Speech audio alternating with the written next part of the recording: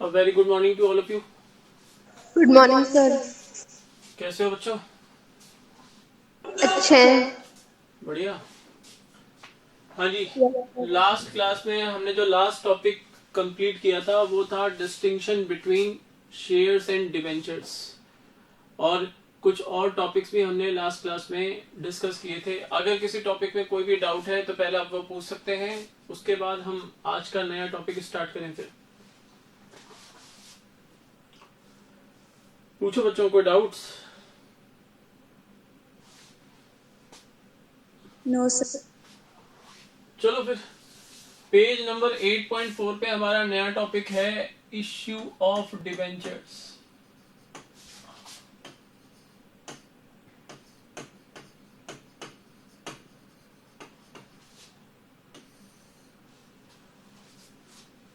देखो, जो issue of debentures का जो प्रोसीजर है वो सेम है जैसे हमने शेयर्स इश्यू किए थे और जिस प्रोसीजर को फॉलो किया था। In the same way debentures are issued by the company. जैसे हमने पढ़ा था पब्लिक सब्सक्रिप्शन ऑफ शेयर्स, तो वहां पर जो स्टेप्स हमने फॉलो किए थे कि सबसे पहले कंपनी प्रोस्पेक्टस इश्यू करती है, फिर प्रोस्पेक्टस को रीड आउट करने के बाद जो इंटरेस्टेड इन्वेस्टर्स होते हैं वो कंपनी के शेयर्स के लिए अप्लाई करते हैं, यानी कंपनी को एप्लीकेशंस रिसीव होती हैं। After receiving the applications company allotment करती है, and after making allotment further calls company make करती है। इन the same way debentures are issued by the company. Same procedure will be followed in the case of issue of debentures. First step is again to issue prospectus. सबसे पहले company prospectus issue करेगी। prospectus में company अपने registered office का address, directors के names and addresses, cell phone number और company का business क्या है, क्या कंपनी की बिजनेस प्लानिंग है फ्यूचर के लिए, किस पर्पज से कंपनी ये डिबेंचर्स इश्यू कर रही है, डिबेंचर्स को इश्यू करने से जो अमाउंट रिसीव होगा कंपनी को, कंपनी उस अमाउंट को कहाँ यूटिलाइज करेगी, क्या उसमें रिस्क फैक्टर इन्वॉल्व हैं, ये सब बातें कंपनी प्रोस्पेक्टस में स्पेसिफाई करेगी। ठीक है। उसके बाद after reading the prospectus applications were received by the company in the prescribed form, और such applications will be deposited by the applicants with the bankers of the company. Company के bankers के पास आप उनको जमा कराते हो। शेड्यूल्ड बैंक अकाउंट अगेन वही चीजें हैं, ठीक है ना। कंपनी के बैंकर्स के पास हम अपनी एप्लीकेशन फॉर्म को एप्लीकेंट्स डिपॉजिट कराते हैं along with the application money. After receiving the applications, अगर कंपनी को मिनिमम सब्सक्रिप्शन रिसीव हो गया, सर यहां भी अप्लाई होगा मिनिमम सब्सक्रिप्शन का कॉन्सेप्ट? Answer is yes. यहाँ भी at least 90% of the number of debentures issued by the company must be subscribed by the public. अगर वो नहीं मिलता कंपनी को तो यहाँ भी जो इश्यू है वो कैंसिल होगा। तो मिनिमम सब्सक्रिप्शन का जो हमने कॉन्सेप्ट पढ़ा था इश्यू ऑफ शेयर्स चैप्टर में, वो यहाँ पर भी अप्लाई होगा। क्लियर है? Yes sir. अलॉटमेंट करने के बाद अगर कंपनी ने full amount of debenture along with application money he demand कर लिया है, क्या सर कंपनी ऐसा कर सकती है? हाँ बेटा, मान लो 100 रुपीज का डिबेंचर है और कंपनी ने 100 रुपीज ही एप्लीकेशन के ऊपर डिमांड कर लिए, तो वहां पर joint application and allotment account बनेगा और कंपनी फिर फर्दर कुछ भी डिबेंचर होल्डर से डिमांड नहीं करेगी।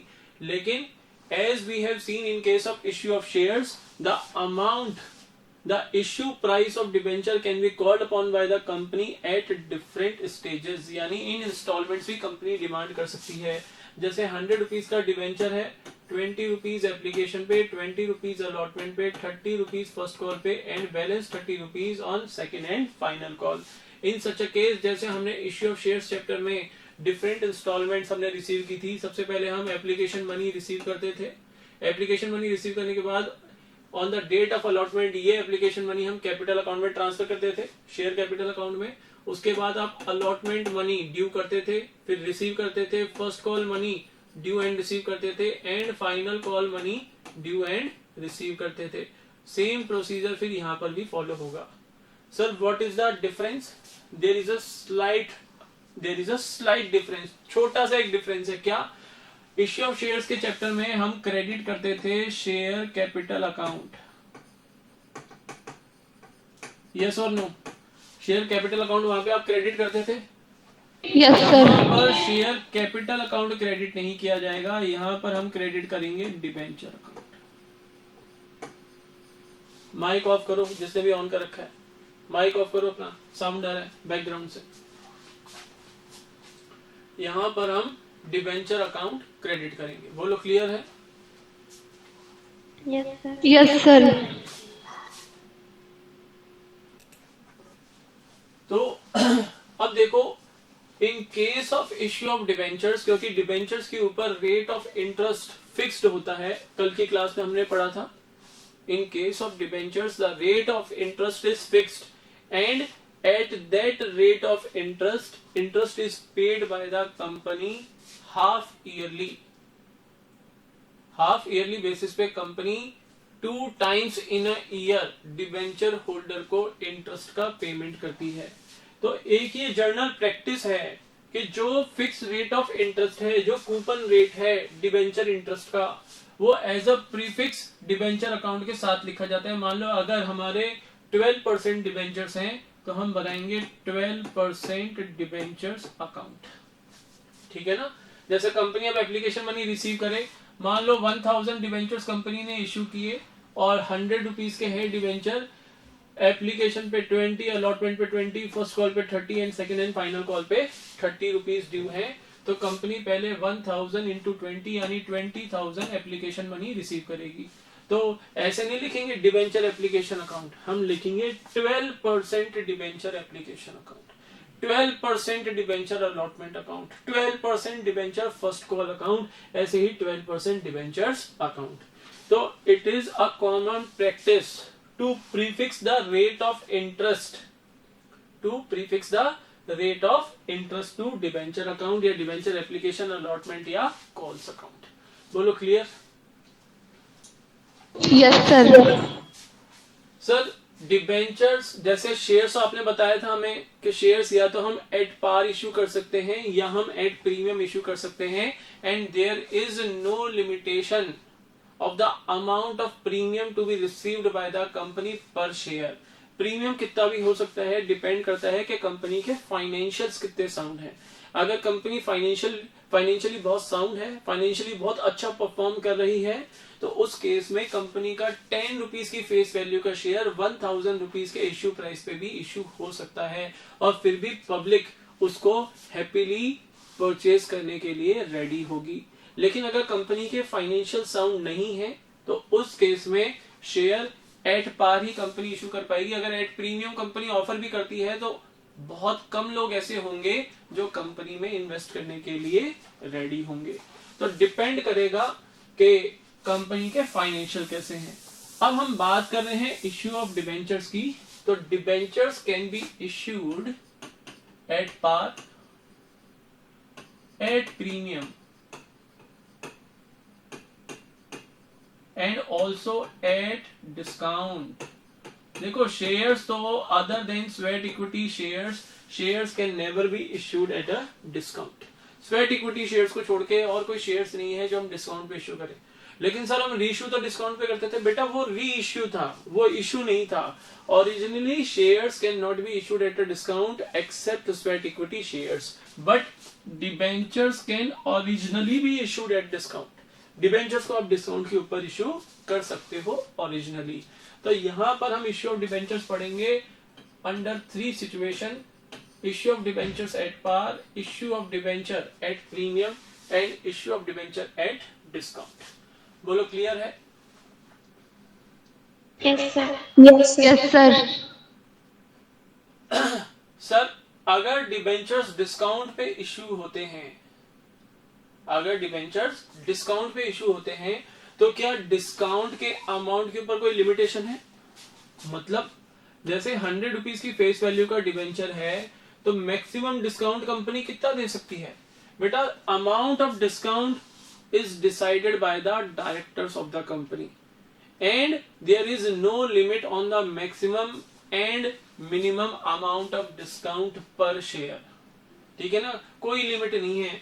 ₹100 का डिवेंचर है, ₹10 का डिस्काउंट दे सकते हैं, 20 का दे सकते हैं, 30, 40, 50 वॉट एवर, ठीक है ना। तो there is no limitation on the amount of discount to be allowed by the company at the time of issue of debentures. हाँ, पावर किसके पास है डिस्काउंट देने की? डिवेंचर्स को इश्यू करेंगे डिस्काउंट के ऊपर, तो डिस्काउंट का अमाउंट कौन डिसाइड करेगा? इसका पावर किसके पास? डायरेक्टर्स के पास है। क्लियर?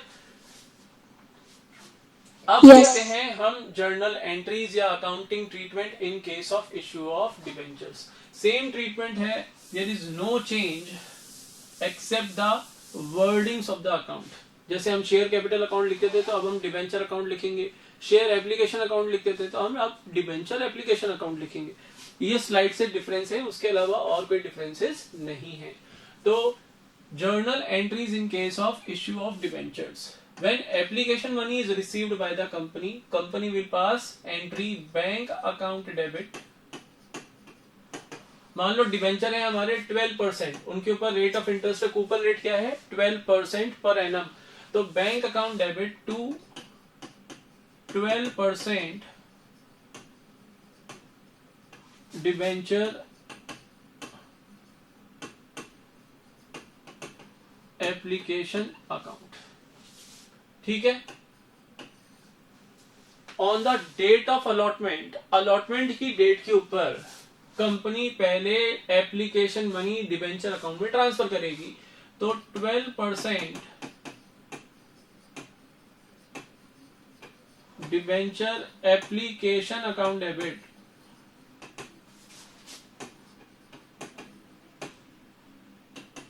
To 12% debentures account. जो एप्लीकेशन मनी है वो हमने डिवेंचर अकाउंट में ट्रांसफर कर दी। क्लियर है यहां तक? Yes sir. अब सर अगर पूरा का पूरा पैसा, ये तो मान लो ₹100 का डिवेंचर है और हम ₹20 एप्लीकेशन पे, 20 अलॉटमेंट पे, 30 फर्स्ट कॉल पे और 30 सेकेंड एंड फाइनल कॉल पे ऐसे डिमांड कर रहे हैं।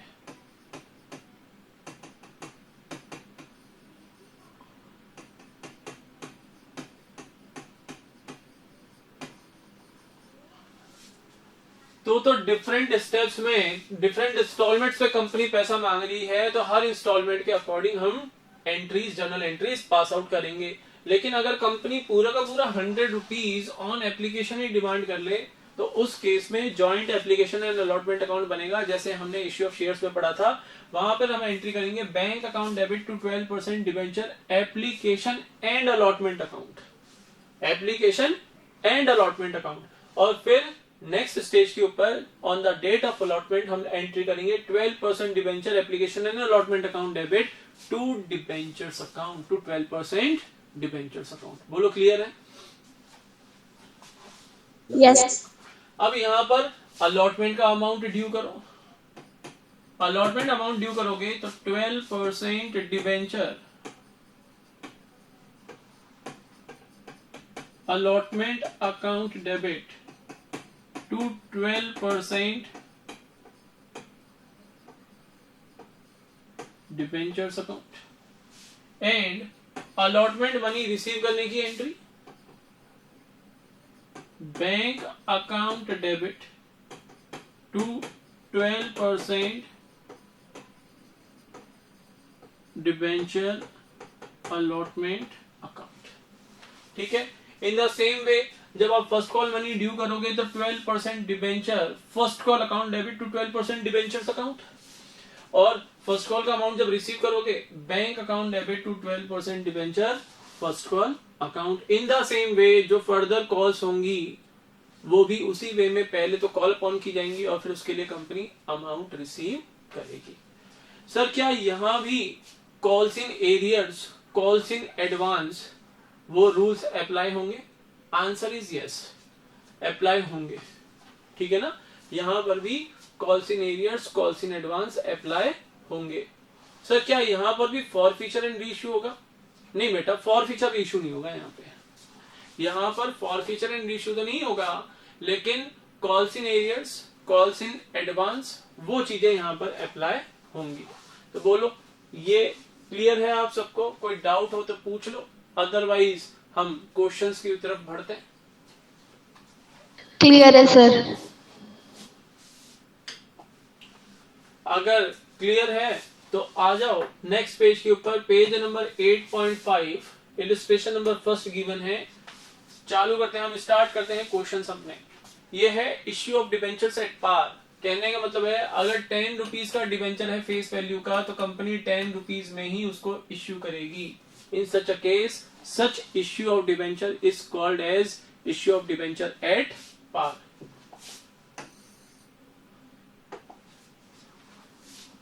गोविंद लिमिटेड इश्यूड 5000 कॉमा लगा रखा है आगे 12% डिबेंचर्स। तो 12% क्या हो गया? रेट ऑफ इंटरेस्ट, इसको बोलते हैं coupon rate of ₹100 each at par, यानी 100 रुपीज का डिबेंचर 100 रुपीज में ही कंपनी ने इश्यू किया।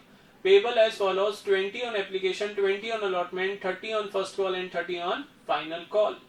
Public applied for 6000 debentures. Sir यहां पर भी ओवर सब्सक्रिप्शन और अंडर सब्सक्रिप्शन, मिनिमम सब्सक्रिप्शन सब अप्लाई होगा। यहां पर भी प्रोराटा बेसिस पे अलॉटमेंट होगा, ठीक है ना।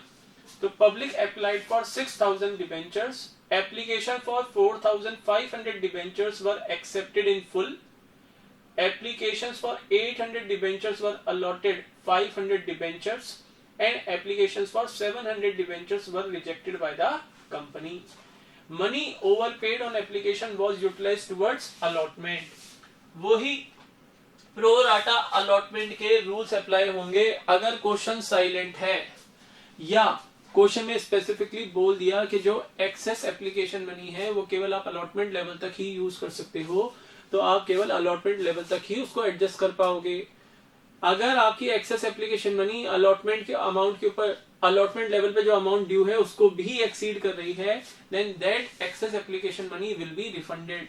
लेकिन अगर क्वेश्चन में स्पेसिफिकली ये स्टेट कर दिया जाए कि जो एक्सेस एप्लीकेशन मनी है received eight the time of receiving application money by the company, अगर क्वेश्चन में स्पेसिफिकली वो ये लिख दे कि जो एक्सेस एप्लीकेशन मनी है वो अलॉटमेंट पे और इवन जो फर्दर कॉल्स हैं उसके ऊपर जो अमाउंट ड्यू होता है वहां पर भी एडजस्ट हो सकती है, तो excess application money after adjusting the amount against the amount due on allotment, जो फर्दर एक्सेस एप्लीकेशन मनी होगी that will be transfer to calls in advance account.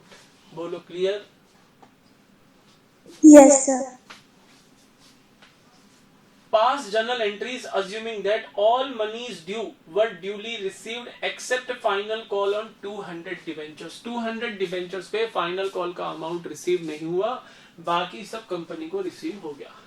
आओ देखें, 6000 debentures के लिए applications receive हुई, allot करने थे 5000 debentures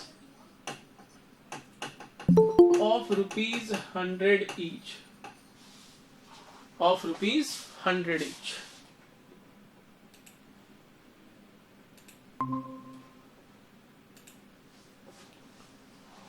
100 कंपनी कैसे डिमांड कर रही है?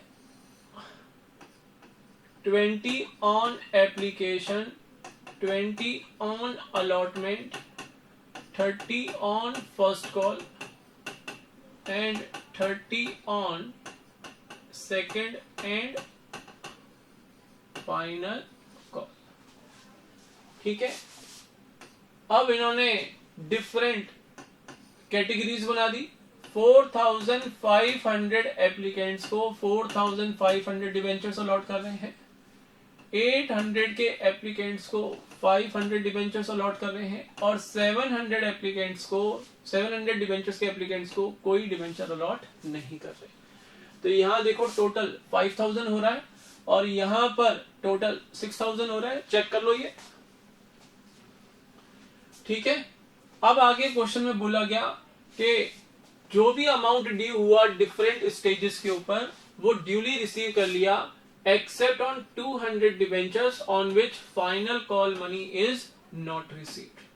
ध्यान रखना, डिबेंचर्स के केस में फॉरफीचर या रीइश्यू नहीं होता, ये ध्यान रखना। फॉरफीचर और रीइश्यू से पहले जितने भी कंसेप्ट थे हमारे इश्यू ऑफ शेयर्स चैप्टर में वो सब यहां पर अप्लाई होंगे एक्सेप्ट वन कंसेप्ट, जहां पर शेयर्स डिस्काउंट पे इश्यू नहीं किए जा सकते थे, लेकिन debentures can be issued at a discount and discount on issue of debenture will be decided by the directors of the company, कि कितना डिस्काउंट कंपनी डिबेंचर्स के इश्यू के ऊपर अलाउ करेगी, वो डायरेक्टर्स डिसाइड करेंगे। ये पावर डायरेक्टर्स को दे रखी है। ये क्वेश्चन है, बोलो करें, कोई प्रॉब्लम लग रही है क्वेश्चन में? इससे टिपिकल क्वेश्चंस तो आप करके आए हो इश्यू ऑफ शेयर्स चैप्टर में, यस और नो? Yes. तो ये तो बहुत इजी है। चलो स्टार्ट करते हैं। Journal entry number first, bank account debit. अच्छा, डिबेंचर्स कितने परसेंट थे? 5000, 12% डिबेंचर्स, ठीक है ना? तो बैंक अकाउंट डेबिट कितना? 6000 डिबेंचर्स के लिए एप्लीकेशन मनी है 20 रुपीज तो 6 2 12 और 40 यानी 1,20,000 टू 12% डिबेंचर एप्लीकेशन अकाउंट 1,20,000। बोलो पहली entry clear? Yes, sir. Entry number next. On the date of allotment, 12% debenture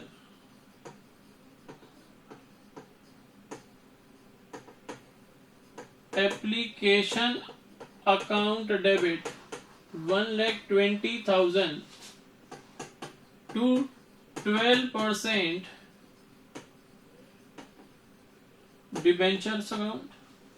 debenture account में कितनी जाएगी? जितने कंपनी को अलॉट करने थे उनकी एप्लीकेशन मनी डिबेंचर अकाउंट में ट्रांसफर कर दो इनटू 20। 1 लाख तो गए डिबेंचर अकाउंट्स में, to 12% debenture allotment account. Allotment account में कितने जाएंगे? 800 एप्लीकेंट्स को 500 डिबेंचर्स अलॉट किए गए थे, तो जो 300 डिबेंचर्स की एक्सेस एप्लीकेशन मनी थी कितनी? 20 रुपीज। 6000 गए कहां पर? बोलो डिबेंचर अकाउंट में। सर ये क्या 6000 वहां पर फुल्ली एडजस्ट हो जाएंगे? अरे चेक कर लो, ऐसी क्या बात है। 5000 मान, अच्छा चलो यहीं पे आ जाओ। 500 इंटू 20 कितने होंगे? 10,000। 10,000 में 6000 एडजस्ट हो जाएंगे ना? Yes, sir. 500 debentures to be allotted in this category. ये है कैटेगरी नंबर सेकंड और ये है category number third. Second category में 500 debentures to be allotted. 500 debentures पे अलॉटमेंट पे 20 रुपीज ड्यू होते हैं, तो 10,000 ड्यू हुए, 6000 एडजस्ट हो जाएंगे, तो मैंने 6000 अलॉटमेंट अकाउंट में ट्रांसफर कर दिए। टू बैंक अकाउंट, जिन एप्लीकेंट्स को एक भी डिबेंचर अलॉट नहीं हुआ उनका पैसा रिटर्न करो। 700 debentures into 20, 14,000 rupees.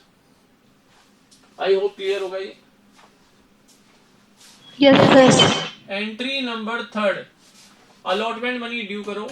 12% debenture allotment account debit 5,000 into 20, 1 lakh rupees to 12% debenture account 1 lakh rupees. इस 1 लाख में से 6,000 तो ऑलरेडी क्रेडिट हो चुके हैं अलॉटमेंट अकाउंट में, बैलेंस अमाउंट रिसीव कर लो। 6,000 लेस कर दो, 94,000 रिसीव कर लो। Bank account debit 94,000 rupees to 12% debenture allotment account 94,000 rupees. बोलो क्लियर है? Yes, sir. Yes, sir. यहां तो कोई डाउट हो तो बोलो, और कोई डाउट नहीं है तो आगे बढ़ते हैं। उसके बाद, अच्छा इतना तो पोर्शन चाहिए भैया हमें। Next entry, first call money due करो। 12% debenture first call account debit to 12% debenture account 30 rupees into 5,000 debentures, 1,50,000. बोलो क्लियर? 1,50,000. नेक्स्ट एंट्री, ये 150 रिसीव कर लो, क्योंकि फर्स्ट कॉल के ऊपर तो किसी डिवेंचर होल्डर ने कोई डिफॉल्ट नहीं किया। तो bank account debit 1,50,000 to 12% debenture first call account 1,50,000। I hope यहां तक क्लियर होगा। Yes, sir. Yes, sir. Now entry number next, 7th, 12% debenture second and final call account debit, again 1,50,000 ही आएगा। 5,000 into 30, 150 to 12% debenture account 150। अब इस 1,50,000 rupees में से 200 debentures के ऊपर 30 रुपीज रिसीव नहीं हुए, यानी 6,000 रुपीज रिसीव नहीं हुए। 6,000 लेस कर दो, balance to be received by the company 1,44,000। उसको रिसीव करने की एंट्री पास कर लो 144। तो एंट्री क्या होगी? Bank account debit 1,44,000 to 12% debenture second and final call account 1,44,000। I hope clear होगा ये क्वेश्चन। अब कोई डाउट्स हो तो पूछ लो इस क्वेश्चन में। कोई डाउट नहीं है। इजी लग रहा है? Yes, sir. है? और मैंने क्या कहा था कि बेटा इश्यू ऑफ शेयर्स अच्छे से पढ़ लो। इश्यू ऑफ डिबेंचर्स आपको ऐसा लगेगा कि सर ये चैप्टर तो आपको पढ़ाने की जरूरत ही नहीं है, ये तो हम खुद ही कर लेंगे। आप मोर देन हाफ चैप्टर पढ़ के देखोगे ना, तो आप कहोगे सर आपकी रिक्वायरमेंट हमें फील ही नहीं हो रही है चैप्टर के अंदर, ये चैप्टर तो हम ही कर लेते। सच कह रहा हूं, मजाक नहीं कर रहा। आओ देखो illustration number next on page number 8.6। Tripti limited issued 20,000 11% debentures of ₹100 each, payable as follows: 25 on application, 35 on allotment and 40 on first and final call। Total लगा के चेक करो, 100 रुपीज टोटल हो रहे हैं ना। 30 plus 20 50 and 10 60 plus 40 100। All the debentures were applied. A, the holder of 500 debentures paid the entire amount on his holding on allotment, and B, the holder of 100 debentures failed to pay the allotment and final call। Pass entries। क्या है इस question में? बस calls in advance है and calls in arrears है। बोलो करें question? अरे जवाब दो, करें? Yes, sir. अच्छा करें, चलो करते। 20,000 डिबेंचर्स कंपनी ने इश्यू किए ऑफ ₹100 ईच, और ये 100 कंपनी डिमांड कैसे कर रही है? 25 35 and 40। This is application money, this is allotment money and this is call money पर शेयर। ठीक है, एक होल्डर है ए जो होल्ड कर रहा है 500 डिवेंचर्स। उसने अलॉटमेंट के साथ ही कॉल मनी भी पे कर दी। Paid entire money, paid entire money along with allotment। ठीक है, सेकेंड पॉइंट जो क्वेश्चन में गिवन है, एक और होल्डर है बी जो होल्ड कर रहा है 100 debentures. he failed to pay the allotment and call money. Failed to pay.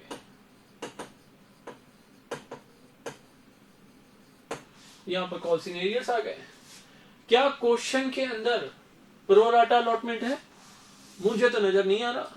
क्या excessive number of debentures public ने अप्लाई की है?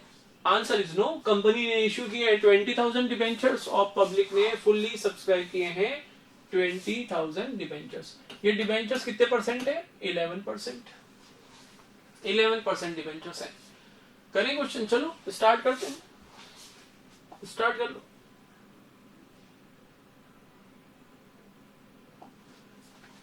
Entry number first, bank account debit to 11% debentures application account.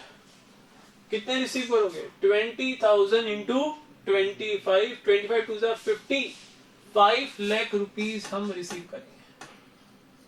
बोलो clear? Yes, sir. Yes, sir. Entry number second, 11% debenture application account debit 5 lakh rupees to 11% debentures account 5 lakh. ये 5 lakh rupees हमने 11% debentures account में transfer कर दिए on the date of allotment. After that allotment money due करेंगे तो 11% debenture allotment account debit to 11% debentures account. 35 rupees per debenture due होते हैं allotment पे इंटू 25, 35 टू 70 एंड 40 यानी 7 लाख रुपीज आप करोगे ड्यू. 7 लाख रुपीज हम करेंगे ड्यू. अब बात यह है कि अलॉटमेंट पे हम रिसीव कितने करेंगे. वर्किंग नोट बना लो. Calculation of amount to be received on allotment. Total amount due 7 lakh rupees. Total amount due 7 lakh rupees. On 100 debentures, allotment money is not received. तो 100 into 3500 कितने हो गए? 100 into 35, 3500 हो गए. Yes or no? Yes, sir. Yes, sir. Receive नहीं हुए तो minus कर दो. कितने बच गए? 6,96,500. 3,500 मैंने लेस कर दिए 7 लाख रुपीज में से. और 500 डिबेंचर्स के ऊपर अलॉटमेंट के साथ कॉल मनी भी तो मिल गई. ये तो है आपके एरियर्स. ये तो है आपके एरियर्स. और एडवांस ऐड भी तो करो. तो 500 इंटू 40 कितने हो गए? 20,000 rupees.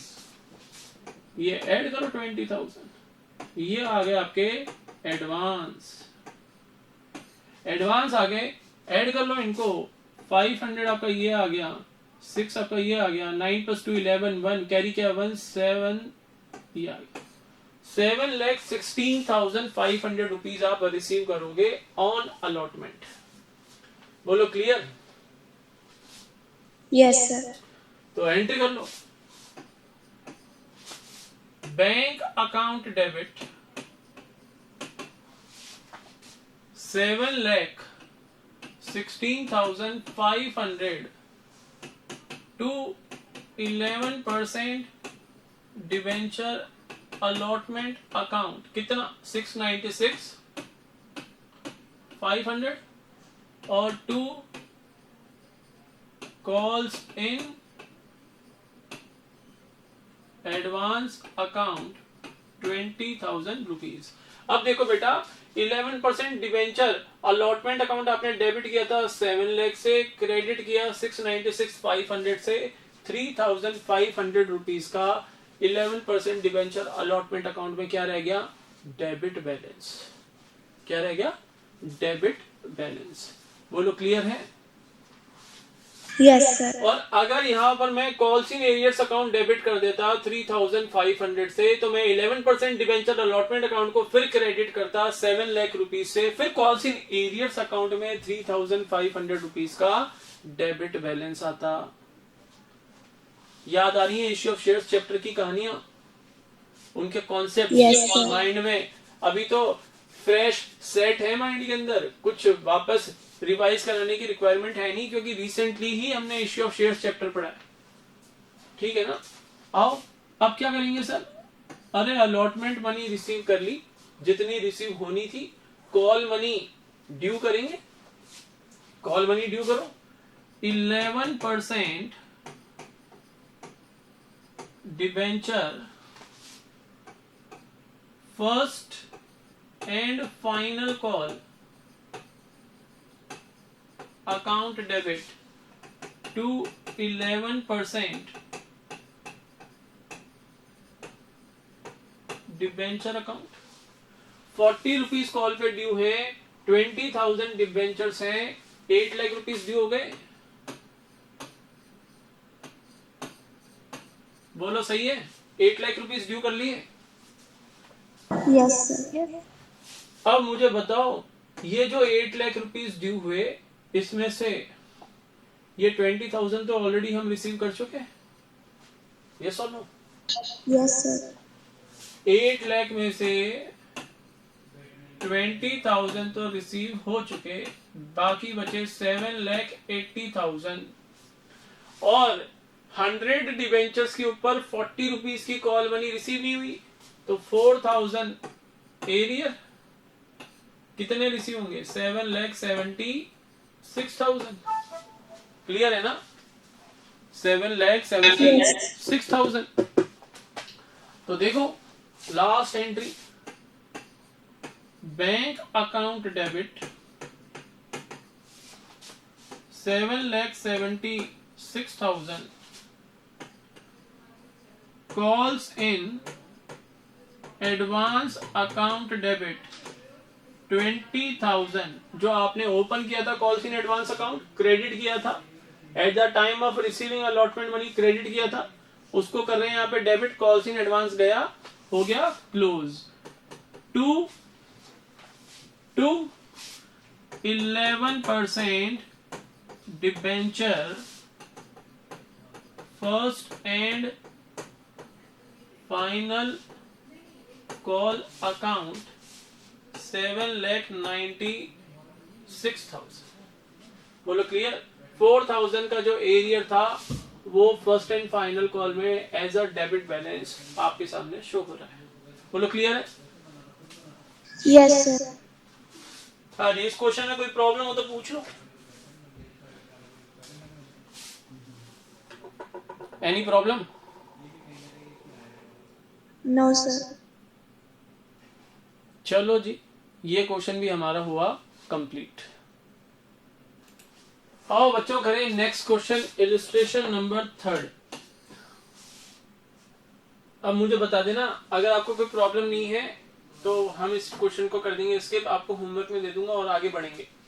Rose limited issued 10,000 10% debentures of ₹100 each, payable as follows: 10 on application, 20 on allotment, 30 on first call and 40 on second and final call.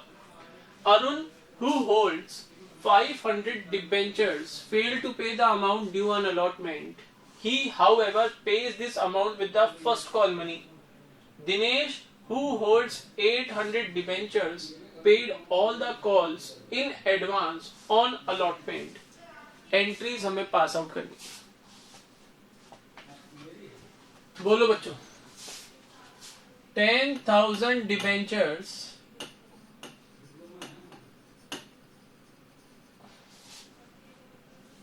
of ₹100 each issued at par और ये जो 100 है ये कंपनी डिमांड करी है 10 application,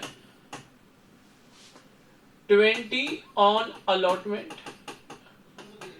30 on first call and 40 on final call. एक holder है Arun, holding 500 debentures, fail to pay the amount of allotment, यहां पे नहीं किया, लेकिन जब फर्स्ट कॉल के साथ but paid this amount along with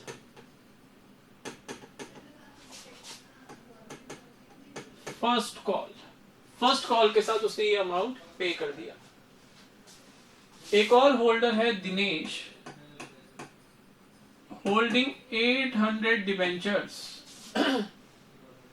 और उसने अलॉटमेंट के लेवल पे ही पेड बोथ द कॉल्स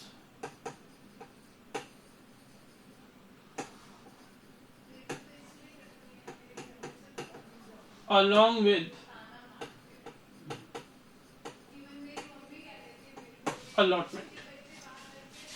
उन्होंने मिस्टर दिनेश ने फर्स्ट कॉल और सेकेंड एंड फाइनल कॉल का जो टोटल 70 रुपीज पर डिवेंचर है वो 800 डिवेंचर्स पे अलॉटमेंट के साथ ही पे कर दिया। बोलो इस क्वेश्चन में कोई डिफिकल्टी है क्या? करना है question? No sir.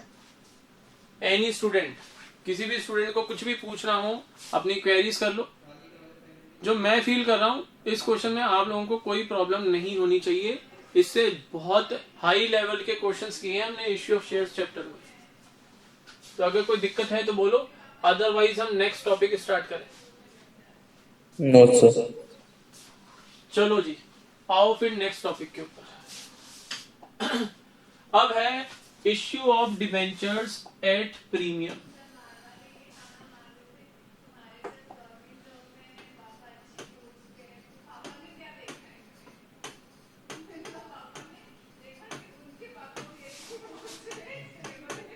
Issue of debentures at premium. When a debenture is issued by the company over and above its face value or nominal value, then such an issue is called as issue of debenture at premium. For an example, when a debenture of the face value of rupees 100 is issued by the company at the rate of 120 greater than the face value, then 120 में से 100 rupees तो face value of debenture के हैं और 20 rupees premium के हैं। 20 rupees premium के हैं। तो this issue is called as issue of debentures at premium. जो अमाउंट ऑफ प्रीमियम है that will be credited to securities premium reserve account because debentures are also the securities issued by the company। debentures भी securities की ही category में आते हैं। तो ऐसा नहीं करना आपको कि आप इसको डिबेंचर प्रीमियम अकाउंट में क्रेडिट करो। नो, कंपनीज एक्ट 2013 कहता है कि अब कंपनी कोई भी सिक्योरिटीज इश्यू करेंगी, whether shares, debentures, bonds etcetera, अगर वो कंपनी ने प्रीमियम पे इशू किए हैं तो amount of premium will be credited to securities premium reserve account या सिक्योरिटीज प्रीमियम अकाउंट। ठीक है ना? वो आप दोनों में से कोई भी नाम लिख सकते हो, सिक्योरिटीज प्रीमियम अकाउंट या securities premium reserve account. Securities premium account हमें दे रखा है कंपनीज एक्ट 2013 के अंदर, और सिक्योरिटीज प्रीमियम रिजर्व अकाउंट हमें नाम मिलता है schedule 3 part 1 in the format of balance sheet. Clear है ना? Yes sir. सर Yes, ये sir. जो प्रीमियम रिसीव हुआ ये तो कंपनी को प्रॉफिट हो गया। हाँ बेटा, 100 रुपीज की चीज अगर 120 रुपीज पे कंपनी इशू कर रही है तो 20 रुपीज कंपनी का प्रॉफिट है। अब बात यह है कि ये रेवेन्यू प्रॉफिट है या कैपिटल प्रॉफिट है? It is a capital profit. ये कैपिटल प्रॉफिट है, not revenue profit, because it is not earned bye the company from its normal course of business. Company ने अपने नॉर्मल कोर्स ऑफ बिजनेस में goods को purchase या cell करने से या कोई सर्विसेज रेंडर करने से ये प्रॉफिट नहीं कमाया। कंपनी ने ये प्रॉफिट अर्न किया है bye issue of debentures, so it is a capital profit and will be credited to securities premium reserve account. Since it is a capital profit, so it will be utilized to write off capital losses, preliminary expenses. ठीक है ना, उनको share और debenture issue expenses उनको right of करने में ये utilise होगा। बोलो क्लियर? Yes, sir. तो ये जो डिटेल आपको बुक में गिवन है ये पूरी मैं आपको पढ़ा चुका। कोई डाउट हो तो बोलो, अदरवाइज चलो क्वेश्चन करते हैं। सर एक चीज और बताओ हमें। मैंने कहा हाँ बेटा बोलो। और बच्चा बोला कि सर अगर क्वेश्चन साइलेंट है कि प्रीमियम का अमाउंट किस स्टेज पे ड्यू होना है, तो प्रीमियम को किस स्टेज पे लेंगे?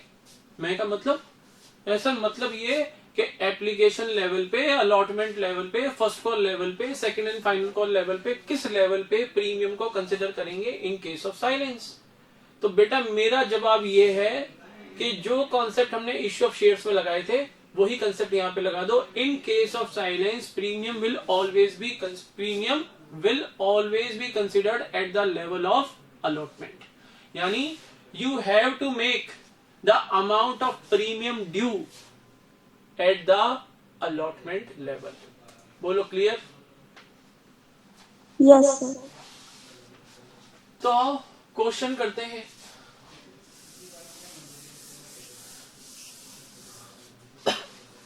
इलिस्ट्रेशन नंबर 4 देखो। Rohan chemicals limited of Mumbai issued 10,000 8% debentures of rupees 100 each at a premium of 10%. 100 rupees face value, 10% premium, 100 का 10% 10 rupees. Payable as 40 on application and 70 on allotment. 40 application पे 70 allotment पे total हो गया 110.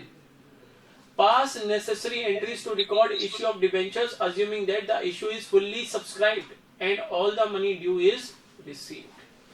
कंपनी ने 10,000 8% debentures issue किए of ₹100 each eight the rate of 110, 40 on application and 70 on allotment. Question silent है तो जो 10 रुपीज का प्रीमियम है वो अलॉटमेंट लेवल पे ड्यू होगा।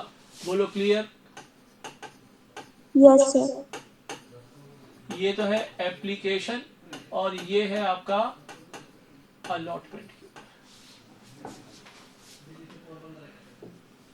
ठीक है, फुल्ली सब्सक्राइब हो गया, जर्नल एंट्रीज पास करनी। अरे ये भी कोई क्वेश्चन है क्या? पहली एंट्री देखो, बैंक अकाउंट डेबिट। बोलो यही फीलिंग आ रही है ना आप लोगों को कि ये भी सर कोई क्वेश्चन है? यस और हाँ सर। ये तो बहुत इजी है। Bank account debit to 8% debenture application account 10,000 into 40, 4 lakh rupees. 4 lakh rupees. On the date of allotment, 8% debenture application account debit 4 lakh rupees to 8% debentures account 4 lakh. Clear? Entry number 3, allotment money due करो 8% debenture allotment account debit 70 rupees due करने हैं on 10,000 shares, 7 lakh rupees to 8% debenture account 60, 70 minus 10, 10 तो premium के हैं, 60 into 10,000 6 lakh rupees और to securities premium reserve account जिसको मैं short में बोलते हैं हम SPR 1 lakh rupees, 10 rupees into 10,000। बोलो क्लियर? Yes, sir. रिसीव कर लो। किसी ने डिफॉल्ट तो किया नहीं डिबेंचर होल्डर ने। Bank account debit to 8% debenture allotment account 7 lakh rupees. हो गया क्वेश्चन आपका। जो लोग नरेशंस लिखने में तो कोई प्रॉब्लम नहीं है ना? No, No, sir. sir. आओ कुछ क्वेश्चंस और कर लो। इलिस्ट्रेशन नंबर 5 देखो। Traditional Products Limited offered 20,000 10% debentures of ₹100 each at a premium of 10%. 10% premium है तो प्रीमियम अमाउंट कितना हो गया? 10 रुपीज। फेस वैल्यू पे कैलकुलेट करते हो प्रीमियम। Yes. इसमें से 110 रुपीज में से 40 रुपीज एप्लीकेशन पे ड्यू है, जिसमें 10 रुपीज प्रीमियम है और बैलेंस है अलॉटमेंट पे due. Redeemable at par after 8 years. Sir इसका क्या मतलब है redeemable at par after 8 years? ये जो डिबेंचर्स हैं कितने? 20,000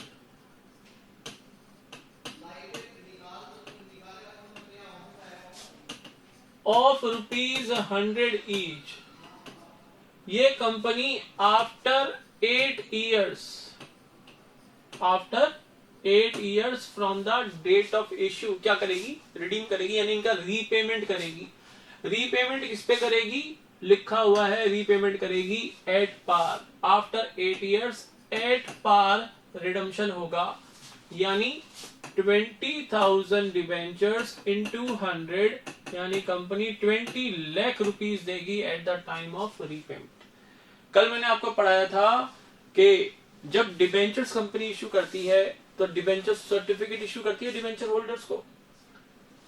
in the debenture certificate company will specify the rate of interest on such debentures to be paid by the company at different intervals and the amount which will be paid by the company at the time of redemption।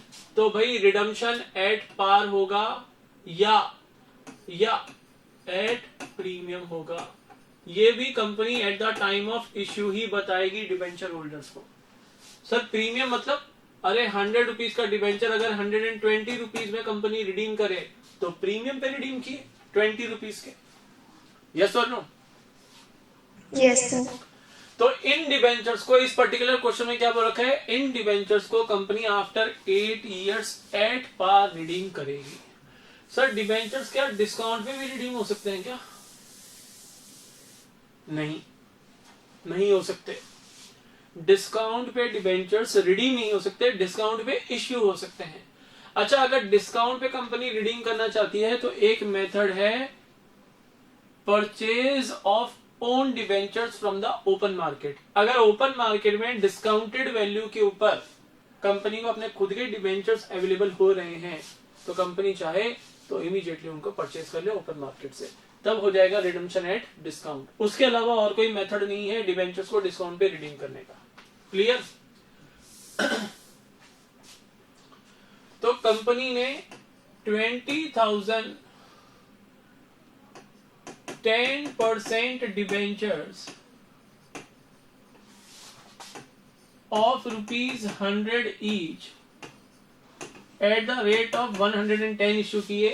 इन 110 में से 40 rupees application पे, जिसमें से 10 rupees premium है और balance rupees allotment के ऊपर। तो बैलेंस कितना हो गया? 110 में से 40 लेस कर लो, 70 रुपीज अलॉटमेंट पे। ये है एप्लीकेशन और ये है अलॉटमेंट।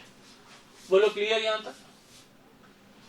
उसके बाद 30,000 डिबेंचर्स के लिए but applications are received for 30,000 debentures and allotment is made on pro rata basis.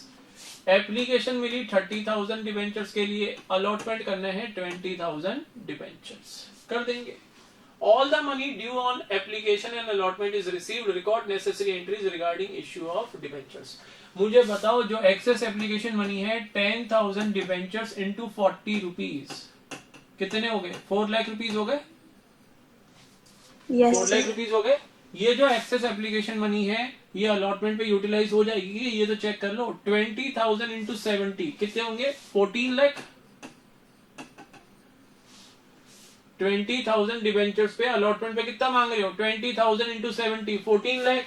इस 14 लाख में ये जो 4 लाख की एक्सेस एप्लीकेशन मनी है ये फुल्ली एडजस्ट हो जाती है, तो रिफंड करने की जरूरत नहीं है डिवेंचर होल्डर्स को।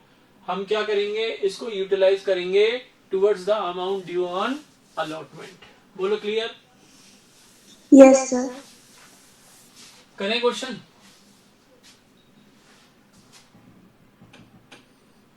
First entry, bank account debit to 10% debenture application account. 30,000 debentures, 40 rupees per debenture, कितने हो गए? 12 लाख रुपीज।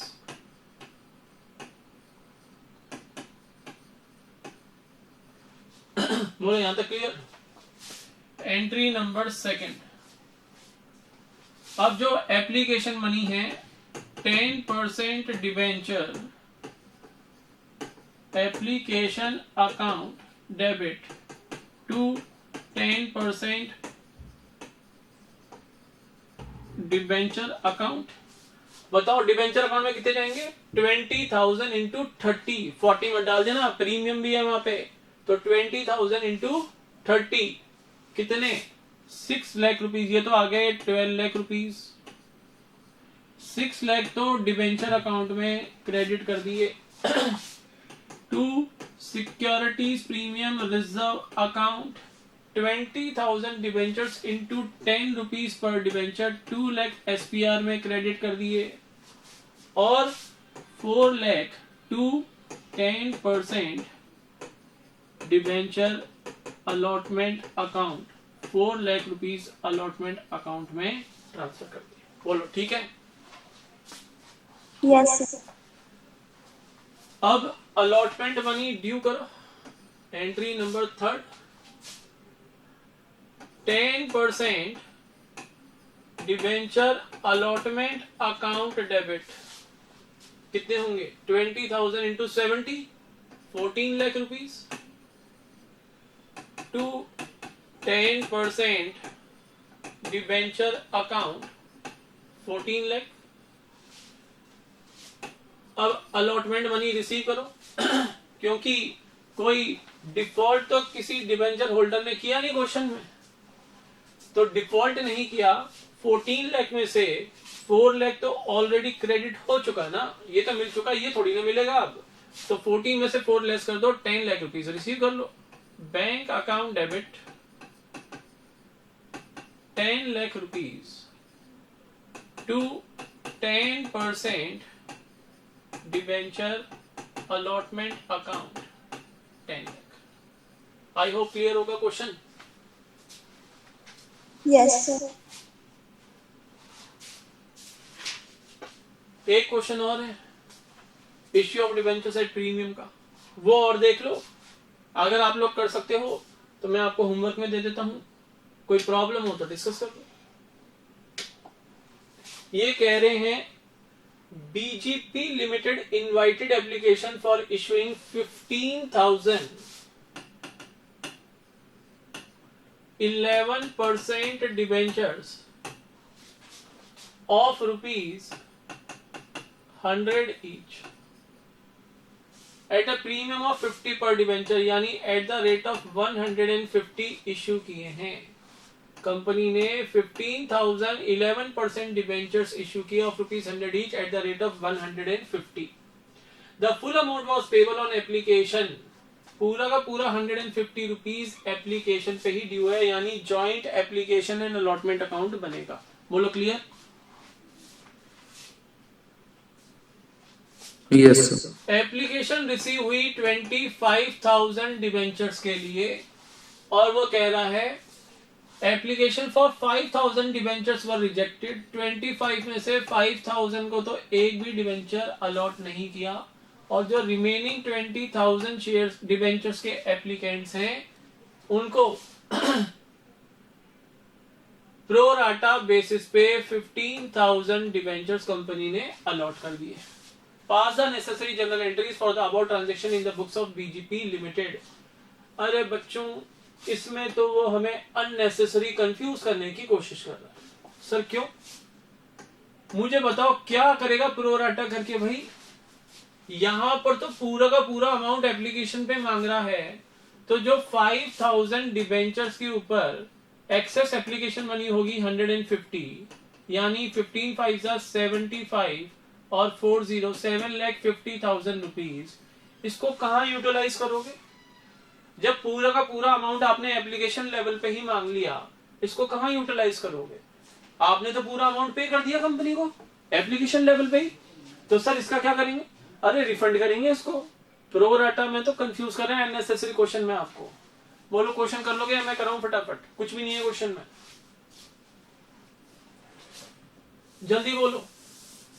कर लेंगे सर। कर लेंगे। हो जाएगा। तो बच्चों अगर ये हो जाता है तो आज हमारा कंप्लीट हुआ। 2 टॉपिक हमने किए, issue of debentures at par and issue of debentures at premium. तो आज इतना ही रखते हैं। नेक्स्ट क्लास में मैं आपको पढ़ाऊंगा issue of debentures at discount, और फिर हम इस चैप्टर का एक और कॉन्सेप्ट पढ़ेंगे, issue of debentures for consideration other than cash. बोलो कुछ याद आ रहा है? Yes yes. हाँ sir, issue of shares for consideration other than cash भी तो हमने पढ़ा था। तो बस शेयर्स की जगह मैंने डिबेंचर लगा दिया, बाकी सब सेम है, सब सेम है। अगर कुछ भी हल्का सा भी स्लाइड सा भी तुम्हें चेंज दिखे ना कि सर इसके अलावा ये चेंज था आपने बताया नहीं, तो भाई जैसा आप कहोगे वैसा मान लूंगा मैं, जो आप चाहोगे फिर वैसा कर लेंगे। Same to same ditto same concept apply होंगे जो हमने issue of shares for consideration other than cash में, जैसे हम गुडविल और कैपिटल रिजर्व निकालते थे तो वैसे ही निकालेंगे। वही परचेज कंसीडरेशन डिसाइड होगा। हमारी कंपनी ने किसी दूसरी कंपनी की असेट्स और लायबिलिटीज, यानी किसी दूसरी कंपनी को टेक ओवर कर लिया, या उसकी कोई पर्टिकुलर असेट या लायबिलिटी हमने परचेज कर ली, तो वहां पर फिर परचेज कंसीडरेशन हम क्या करेंगे? परचेज कंसीडरेशन का पेमेंट इन कैश या बाय चेक नहीं करके हम bye issue of debentures purchase consideration का पेमेंट करेंगे। बोलो क्लियर? Yes sir. आज के लिए बच्चों इतना ही। That's all for today. Have a nice day to all of you and happy Roop Chaturdashi. Same to you sir. Welcome.